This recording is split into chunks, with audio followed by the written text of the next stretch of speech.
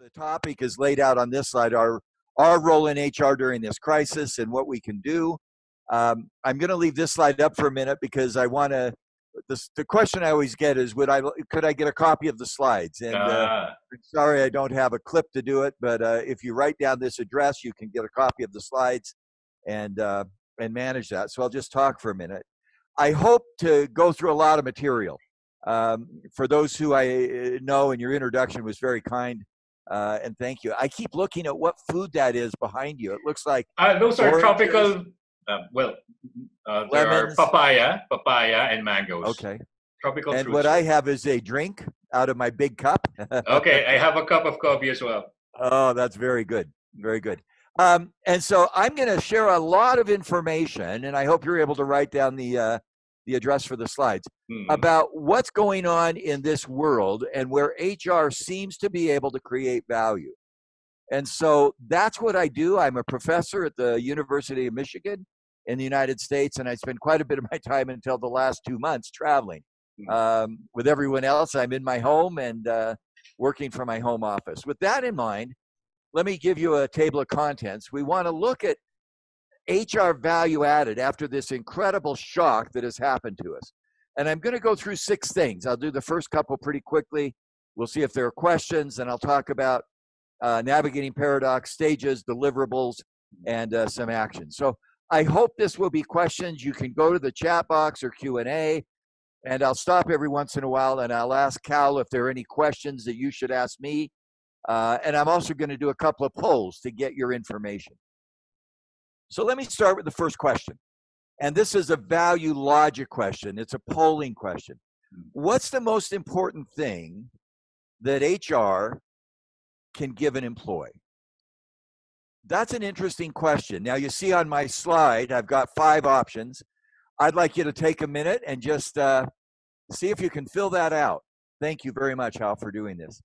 And I think we're seen. We'll tell me how when you think we're done. Thank you so much, Dr. Dave, for making this very interactive. It looks, I think people can see with me. I don't think we'll take the full time, but it looks like we've had, let's go to about 70 people. We're to 52 people. So if you can please poll and see where you are. I think we see a pattern. Let me talk about that while the last folks call in. It's interesting. What is it we give an employee? And I ask this question a lot of business leaders and HR leaders, and it's interesting to see the responses. I'm assuming others can see it with me. Is that accurate? I think so. No, sir. Yes, now it's number 4. There we go. Everybody can see it. Wow. 90% said number 4, all of the above. That's really interesting. And again, most people responded. I'm going to get out of this and go back to my slide deck. So could you go back to my slide deck now? Let's remove this one. I'm going to tell you something you don't want to hear. Let me go to my slides. And by the way, one of the lessons we learned is as we do this work from home, we learn how to do it. So I need to be able to move. There we go. Everybody got it wrong. Everybody got it wrong. The most important thing we can give an employee is not a sense of belief, becoming better, belonging, or all of the above. It's none of the above. The most important thing we can give an employee, a big company or a small company, anywhere in the Philippines, a government agency, a private agency, is an organization that succeeds in the marketplace. Unless and until our organization succeeds in the marketplace, there are no employees. There is no workplace. And so you can't have belief, becoming better, belonging to a community. You can't have any of that until you succeed in your marketplace. Now, that's so obvious, but it's such a critical thing because we often ask ourselves the question, who are my customers in HR? Who are my stakeholders? We love to think outside in, but what we often think is the customers or the stakeholders of HR are below the line. I in HR serve the employees, absolutely. A small, medium enterprise, a big enterprise, public sector, private sector. I help my line managers, my business leaders build value.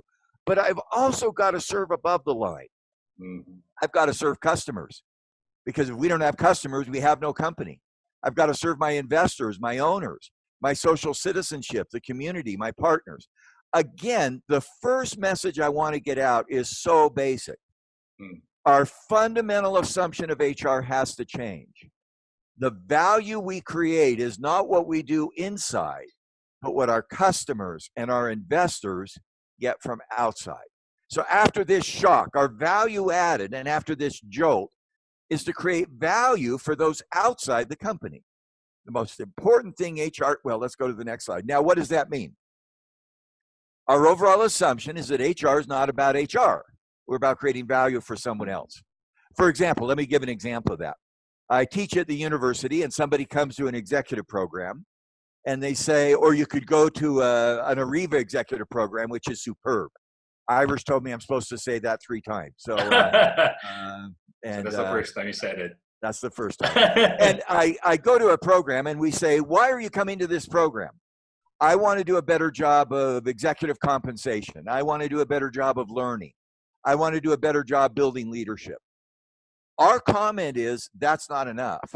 We suggest you put behind each of those phrases, so that, 2 words, so that. I want to do a better job of building culture so that we win in the marketplace. I want to do a better job of building leaders so that we win in the marketplace. I want to do a better job of training so that we succeed in the marketplace. So on this slide, the content is king. And that's not sexist. I'll come to it in a minute. But the context is the kingdom in which we work. So if I'm going to create that value in the marketplace, I need to understand the context. What are the conditions that shape my future? Why do I say that? Because the coronavirus and the pandemic has affected the Philippines, it's affected Latin America, it's affected Europe, it's affected the United States in a huge way. That's the context in which we have to operate. Until January, we'd all put up this slide, and we'd say, here's the new world of work, 2.0, 3.0, 4.0.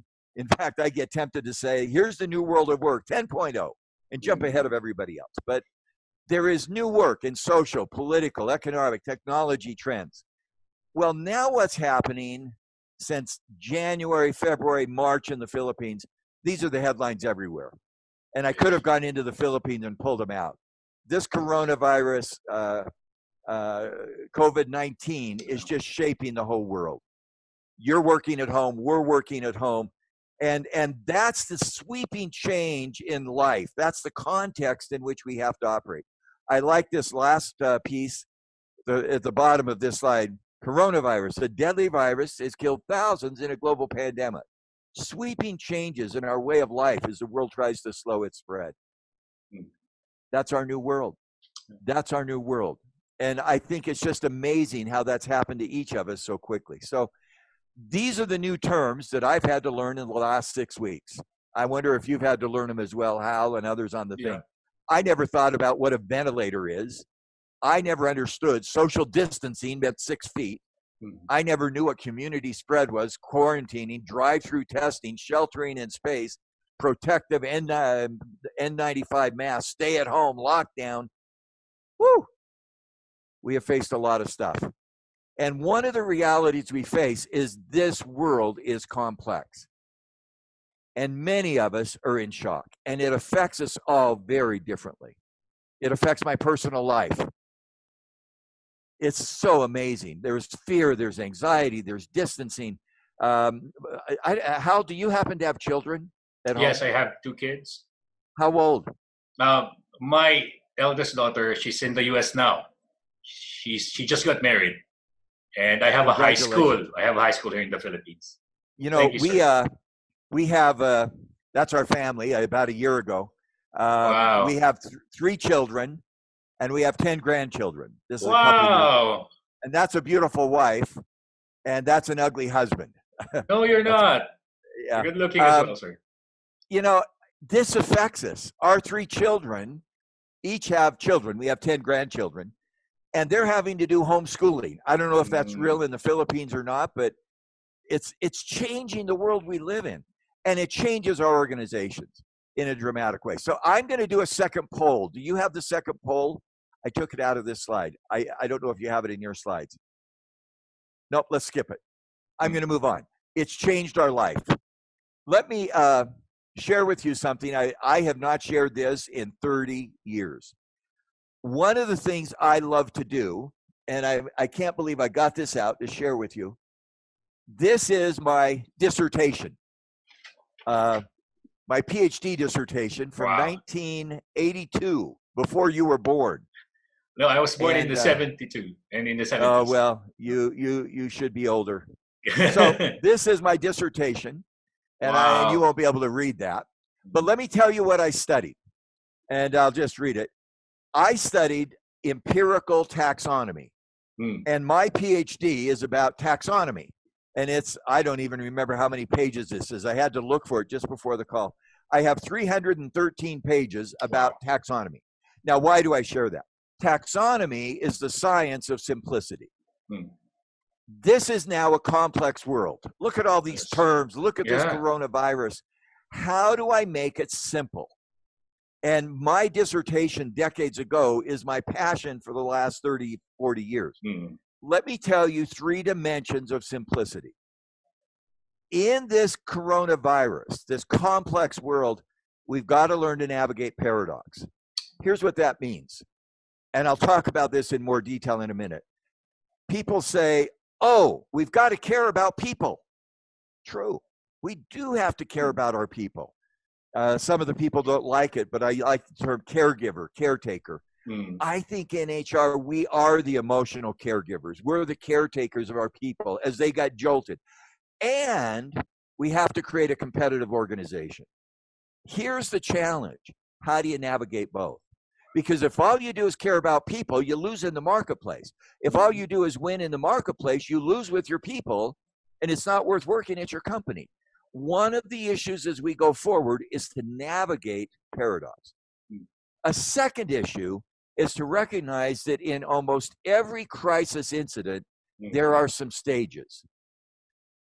We don't always know what's next, but we ought to anticipate what's coming. And third, HR can deliver value to the outside customer and the internal employee through 3 things: talent, organization, and leadership.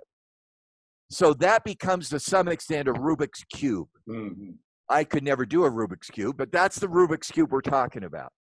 In this crisis, we have to navigate those 3 things. Okay, I think I'm going to stop and see, Hal, if there are any questions. Yes, I've gone for about 15 minutes, and I've started with an assumption, value added outside in, after this shock. I've then talked about COVID-19 and our HR response. Notice my next 3 pieces are around each of those: navigating paradox, stages of a crisis, and deliverables. So I won't answer questions on that, but any questions or comments so far from anybody that, any questions or comments? Do they show up on your screen? I can't see the chat box. So this moment, I think they are still digesting what you have shared with us, sir. And they're intently listening and absorbing everything that you have shared with us. Okay.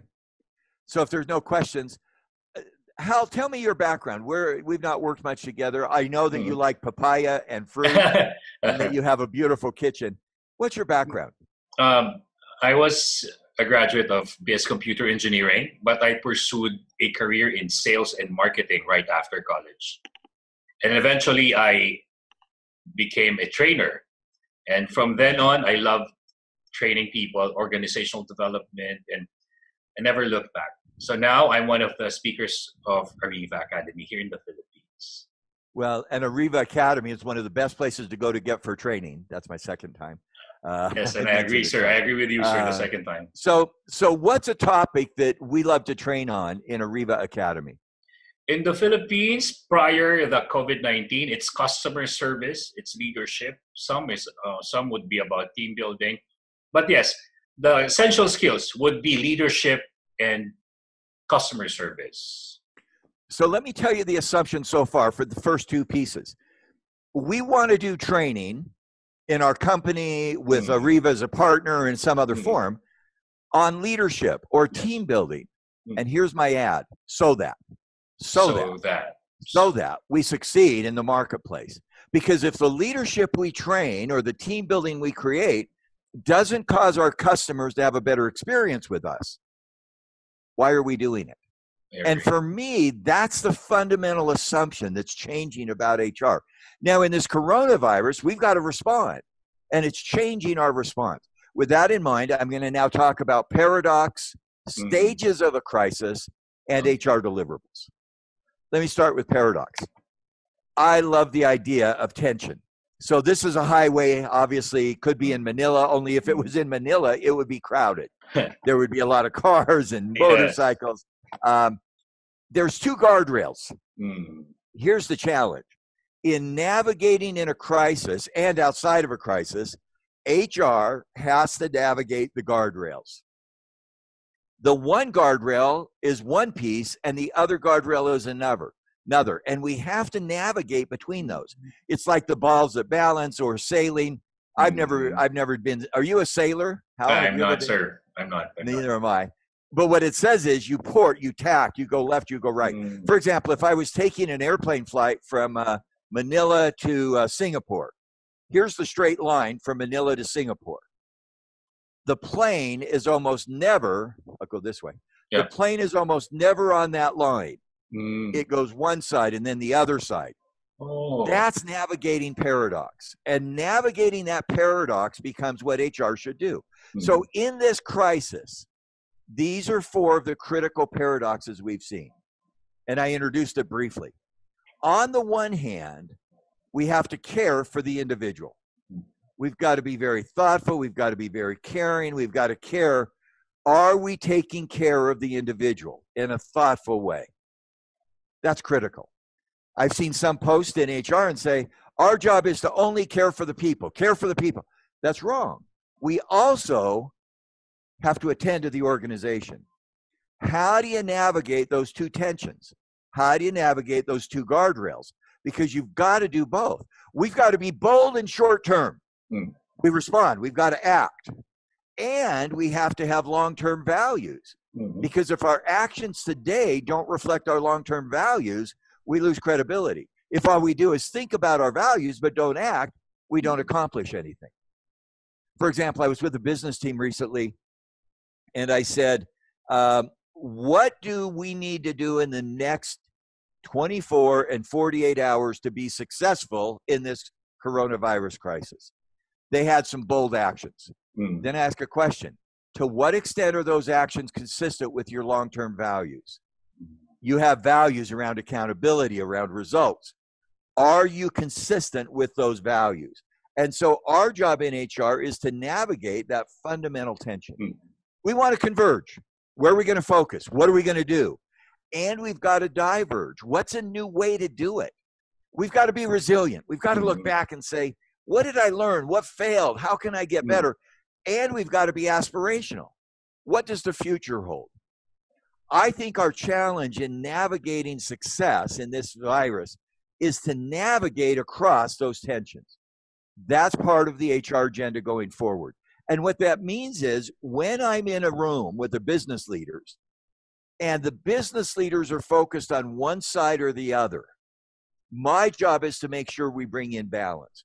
For example, the business leaders may be focused on attending to the organization, be competitive, cut costs. I've got to balance the individual. Or the business leaders are only thinking about the individual. I've got to balance the competitiveness. How do I make sure that we have a balanced dialogue? With that in mind, I think we're going to do the next polling question. Let's see if we can put it up. And we're going to take about 30 seconds. I've laid out these four paradoxes. Which one is the most relevant for your organization as you face your work today? By the way, what we should do, how well do you sing? You're an engineer. Do you sing well? Could you sing a song while we're doing this? Da, da, da, da, da, da, da. Okay, what kind of song do you want me to sing, sir? I don't know. What would you like to sing? Do you want to sing? I can sing a Broadway song if you want. Oh, that would be so good. Go ahead. I dreamed a dream in time gone by, when hopes were high and life worth living. Oh. Is that enough? Who is so impressed? I would like you to sing Irish Happy Birthday. just, I don't know if it's her birthday, but she loves to celebrate birthdays. So could you just do a quick happy birthday to Irish? Oh, we can sing happy birthday to the celebrants today. Let's sing happy birthday. Happy birthday to you. Happy birthday to you. Happy birthday, happy birthday. That's about okay, it. we've done enough. We did that to fill time while you filled out the survey. Look at the results. Wow. Isn't that interesting? Mm-hmm. Which paradox do you as an HR person in the Philippines need to navigate? And the biggest one is the employee care and the organizational competitiveness. By the way, that's so helpful because it says to me, what's the predisposition of my business leaders? Are they focused on care for the people or competing? I've got to make sure that we navigate both of those. We don't manage the paradox. We don't solve it, but we've got to navigate across those two. Okay. Really interesting. That's, I think, one of the critical ones. Thank you for letting us share that. And it's fun to see your data about that. So we've just taken you through now one of the pieces of what HR should pay attention to. Let me get my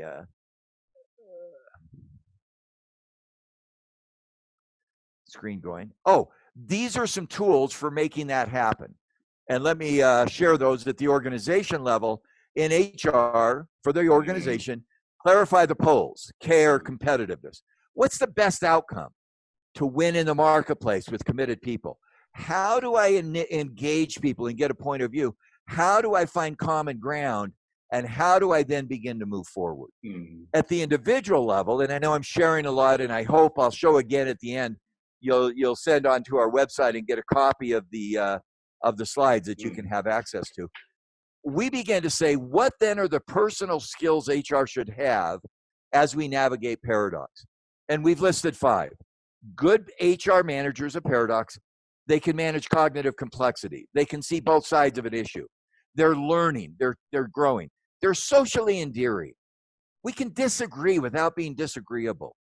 We listen, we understand, and we help others feel better about themselves. I just posted a piece yesterday on LinkedIn. For me, that's one of the great tests of leadership, is do people leave the interaction feeling better about themselves? 3, they're socially connected. Good leaders of paradox as HR people spend time with people not like them. Visit the shop floor, visit customers. Number 4, we're personally aware. I tend to be a strong introvert. And so my doing a video is really difficult for me. But I've got to get out of my comfort zone to navigate my own paradoxes. I know what I'm comfortable with, and I've got to grow. And finally, I've got to be grounded in a set of values. Now, those are 5 leadership skills that we in HR can build into our leadership training. Okay, let me go back. I started with the first 2 premises after this shock or value added, that our assumption is value added outside in. The virus shapes a new HR response. And I've now given you the first of 3. A, navigating paradox. I in HR should manage the inherent tensions that go on. And there's so many others: hard data, soft data, long-term, short-term, top-down, bottom-up. Don't think of my world as either or. Think of it as and also. So what's the next piece? You know, in the middle of a crisis, we often get locked into what we're experiencing today. And today's experience locks me in. So I began to think, what are stages of a crisis? What do we go through as we face a crisis? What are some stages that we go through? And as I thought about that, it became kind of interesting to say, you know, there's some stages that a crisis is likely to go through. And the metaphor I came up with, our son-in-law, where is he? Here he is, just so you keep seeing the picture. This gentleman right here, he's a doctor. Wow. And if he's driving down the highway and there's an accident, and I know in Manila, there's never accidents. People never get in accidents. What happens? There's an accident. He's a first responder. He stops. He reacts quickly. He stops the bleeding. He renders. He does triage. You know, that's what happened in the United States about 6 weeks ago. I don't know when in the Philippines the quarantine happened, but March boom, 15th. Yeah. March 15th? Yes. You know, it was the same for me.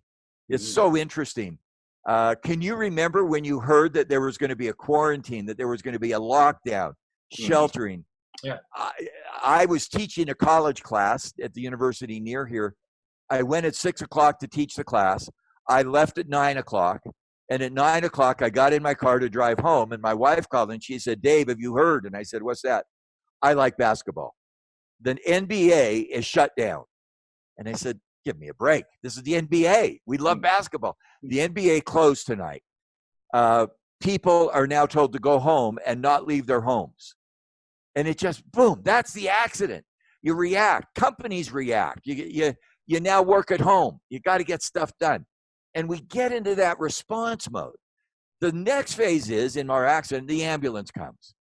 And we've got to go through, now that we're at home, trying to figure out where do we put our technology and how do we work at home and how do we manage our children and how do we stay connected with customers.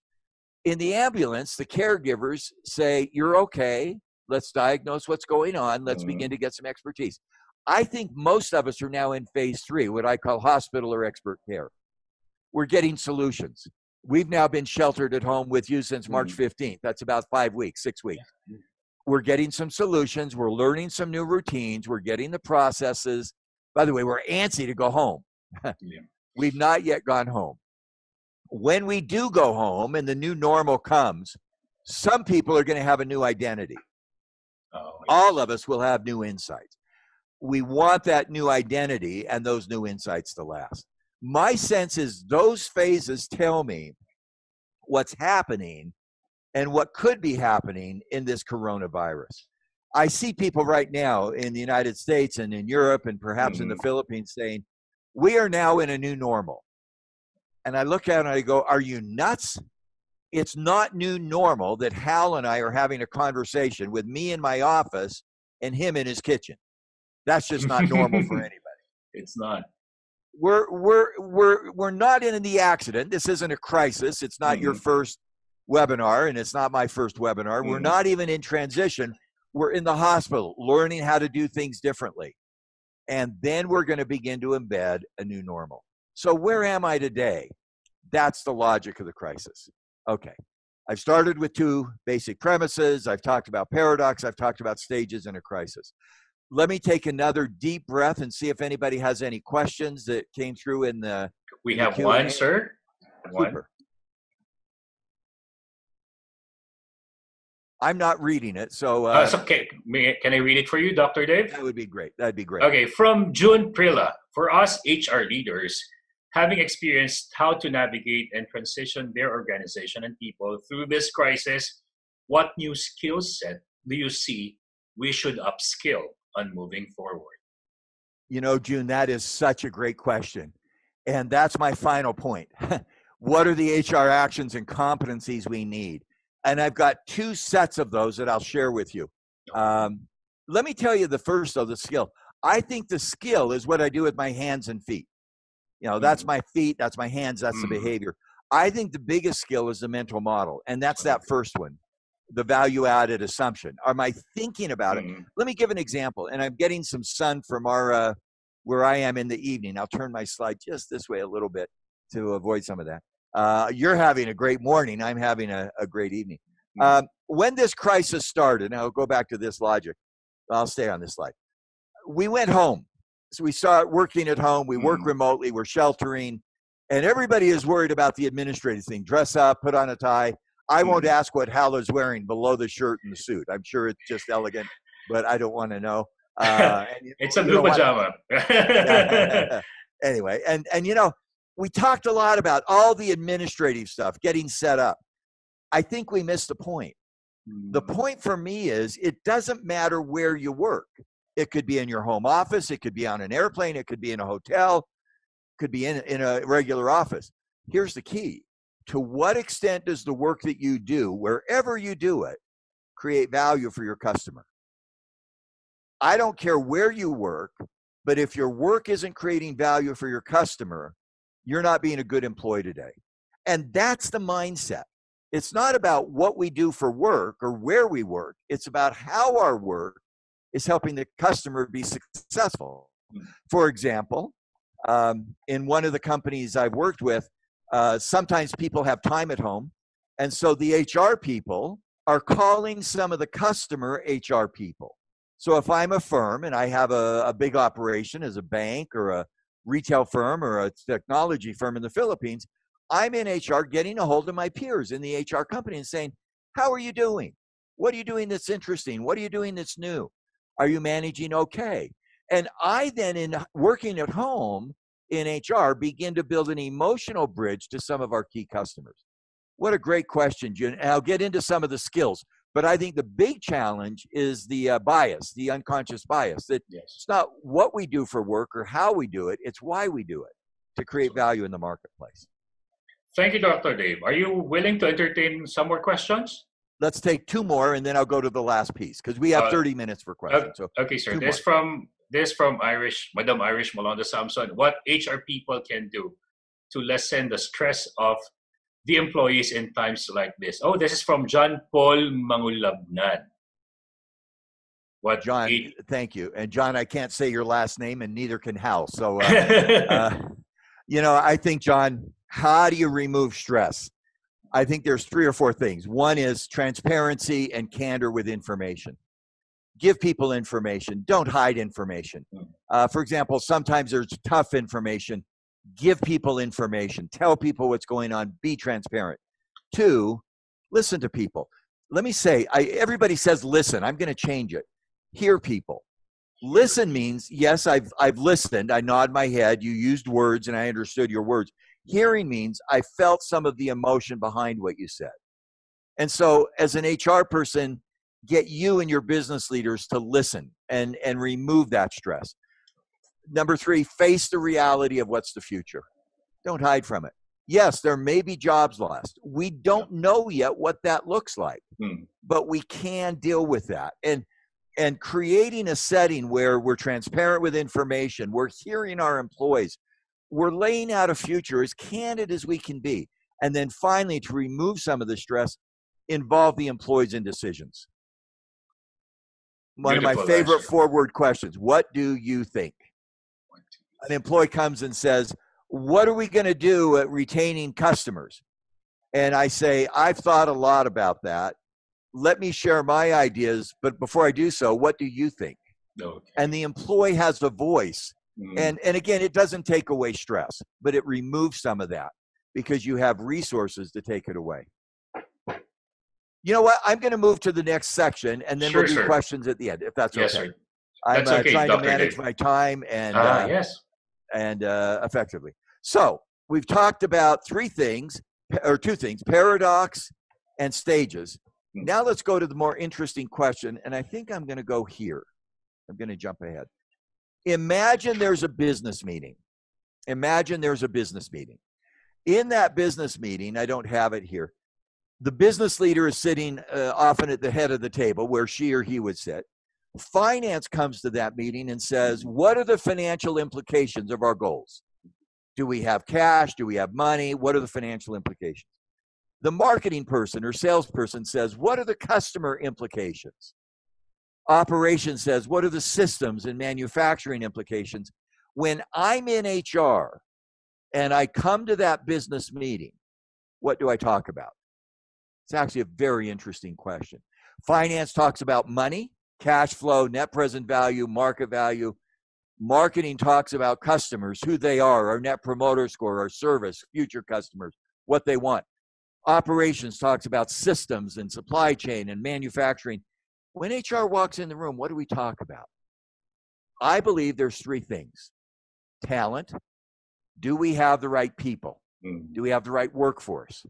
Do we have the right competence? Culture. Do we have the right workplace? Do we have the right process? And leadership. I believe there's 3 things. We've got to have good talent. We've got to have a great culture, and we've got to have leadership that pulls them together.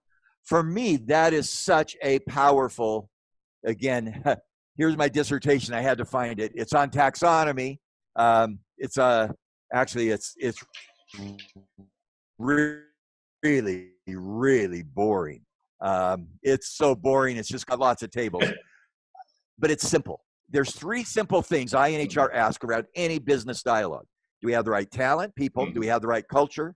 organization, and do we have the right leadership? Now, if I were with people, I would give them a test. You've got two things. And it would be fun if we could show everybody's face. I won't do it. My 5 fingers represent individuals. I got 5 people. Whoop, that's my people. And my fist represents the organization. Which matters more at creating value in the marketplace? Is it the people or is it the organization? You know, that's a very interesting question. It's a really interesting question. I'm going to jump ahead. I get to move slides a little bit. I'm going to jump way ahead, and then I'm going to go way backwards. So I'm going to go way ahead, and I'm sorry to do this to you. I'm going to go way ahead to slide 38, which is the next poll. So if you can put that up. Oh, you are so good. You are so good. Thank you. So we're going to spend another minute, and I'm tempted, Hal, to have you sing, but I'm going to do something a little different. I haven't done it. To fill the 1 minute, we're going to go 60 seconds. I'm going to do show and tell. That's my mother. That's my sister. That's me. And that's a book on my family. This is a book on my mother when she was young. Oh, she was very hot. Ooh. She's so beautiful. She is wonderful. And in this book, I'm just sharing instead of you singing. You will sing on the next one. I don't have to sing anymore. I mean, I'm embarrassed already. I love it. No, you were. Well, I'm embarrassing myself. Here's my mother as a prom queen. I don't usually share all this, but you're in my home office. So we'll share. Oh, by the way, I love your library. I love your office. Oh, that's fine. That's me as a little boy with curly hair. That's my big sister. So I'm sharing stuff. We've done a minute. Okay, I've shared enough. Next time you have to sing instead of me sharing. So, no, you know what? Your sharing was 100 times more wonderful than me singing. You know what? This was fascinating. Look at what we saw. Which matters most? Talent, organization, or leadership? 54% organization. That's really interesting. Let me go back now to the slide where I was. And then let's stop the results. One of the cool things here is we're learning technology. I'm learning with you. We did research. Your answer was 54% leader, 52%, then I think 25-25. Here's what we found.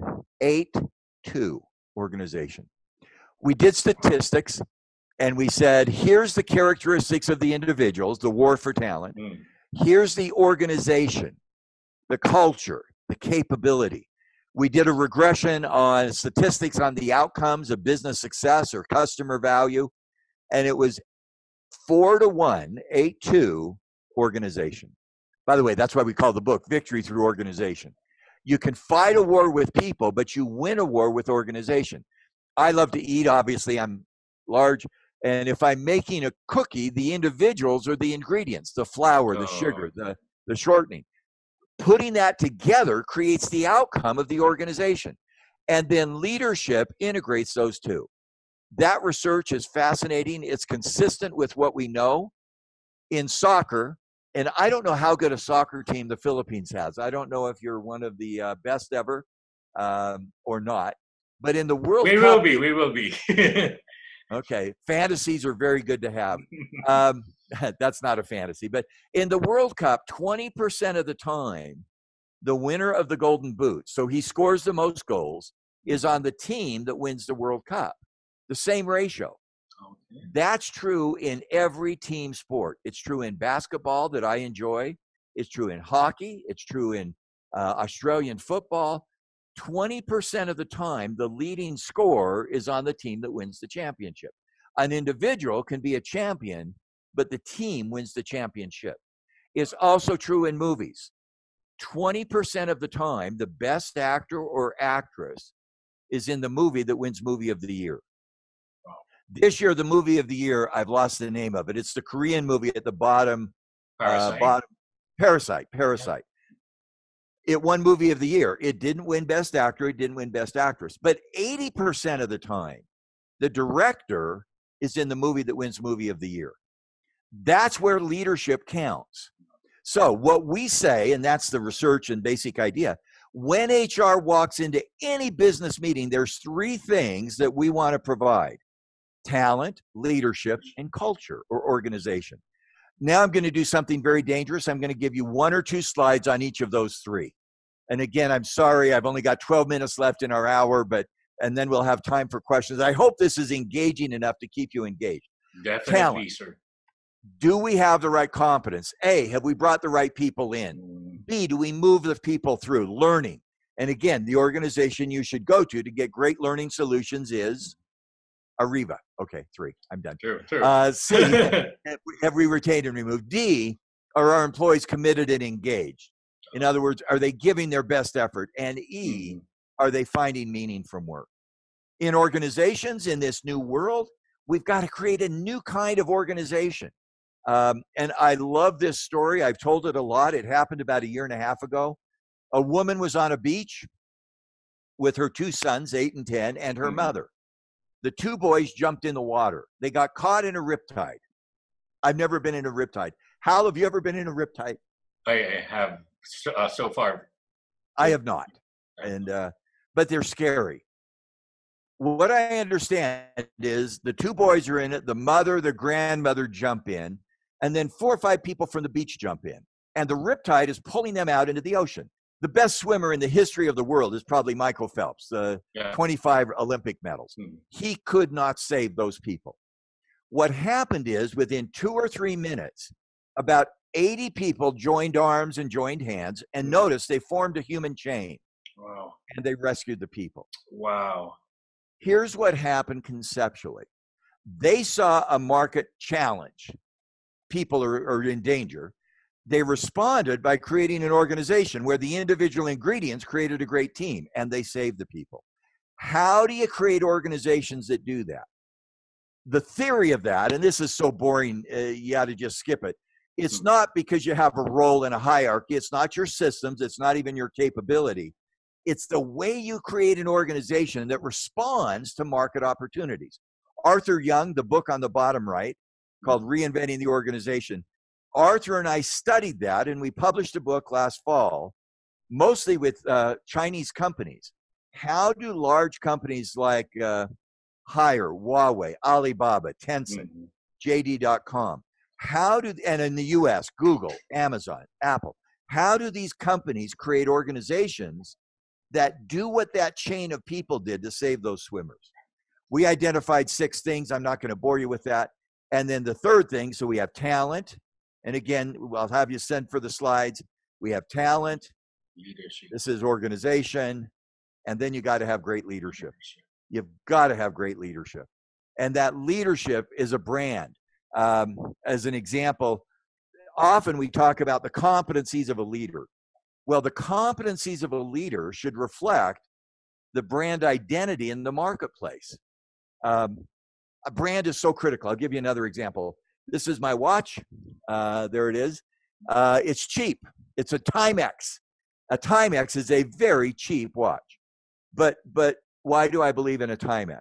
Because my father, who's passed away, and sometimes I still feel the loss of my father. I'm sorry. I should have his picture here. I have his picture in the other side of the room. Well, I have something about my father. Hang on, let me see. Okay, sure. No, I'm not gonna bore you with my father. My father was not a brilliant educator, but I published books. I started doing work, and my father bought me a Timex watch. Oh. And he said, Dave, the Timex watch is a symbol that I love you, not because you've been successful, not because of your books or your career or all that stuff. I love you because you're my son. Wow. It had nothing to do with your career. By the way, our son, when he finished his PhD, this is our family again. This is the son. Where's Mike? Oh my goodness, he's not there. Well, this is most of our family. We just wiped out our son. I got to find my son just so I show that he is real. I have these pictures in my office that I don't get to show. That's our son. When he got, and his beautiful wife, when he got his PhD, my gift to him was a Timex watch. Wow. And I said, dear Mike, I'm proud of you. You've got a PhD, you're doing your work, but that's not why I'm proud of you. I'm proud of you because you're a good father. You care about your children. Our job in HR is to build leadership. And we've given you 6 steps in a brand to do it. Whoa, this time has gone quickly. There's 3 dimensions to managing in this crisis: navigating paradox, knowing the stages of a crisis, and deliverables. We've done this test. Organization got 50%. That's what we should focus on to be successful. Now I'm going to give you a sheet that I apologize for. You'll get it when you get the notes. Okay. Look at those 4 stages of a crisis. First aid, ambulance number 2, hospital number 3. Then look at the columns of talent, leadership, and organization. What you've now got is a 12 grids. Where are we today in serving my organization as HR? Cell number 10. As we return to the new normal, have we acquired the right competencies for our people? Do we manage, believe, become, and belong, or sentiment? Under leadership, cell 11. Have we created the right leadership brand for our future? Are we developing our leaders for that future? And number 12, are we creating and embedding the right culture? Have we adapted new insights to how we do the work? That's where I hope we can go. Wow. Now, the question that I think June asked, and thanks for your patience, what does this mean for HR? Let me answer this, and then we may take a break.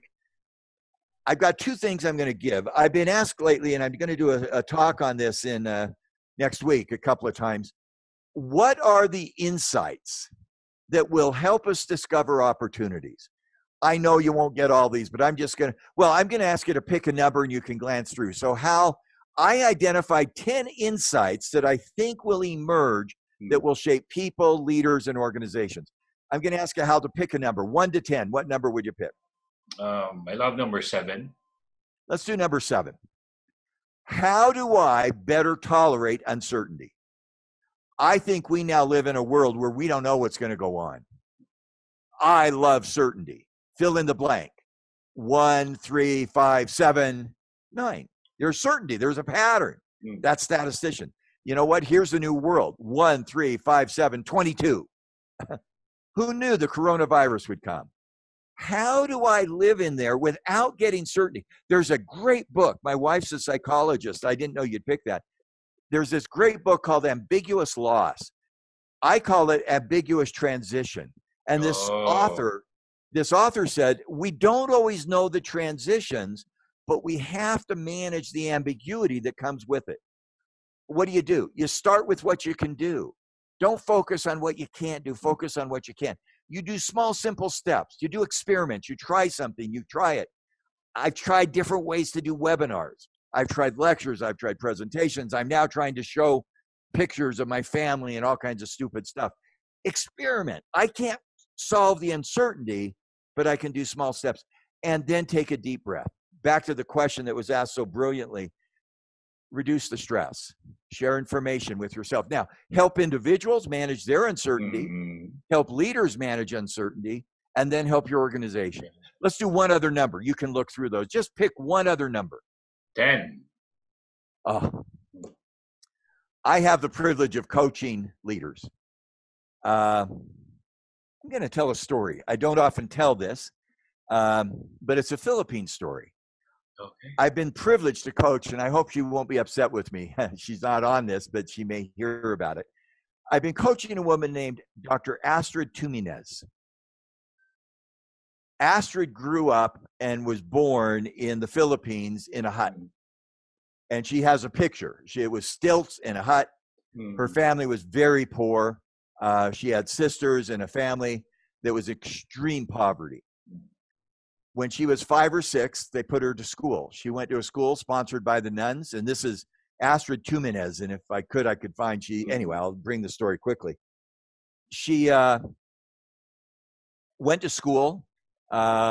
She was 5 or 6. She sat in the back corner because that was the student who knew the least. I'm going to go really quickly now. By the end of that year, she was in the front row in the middle.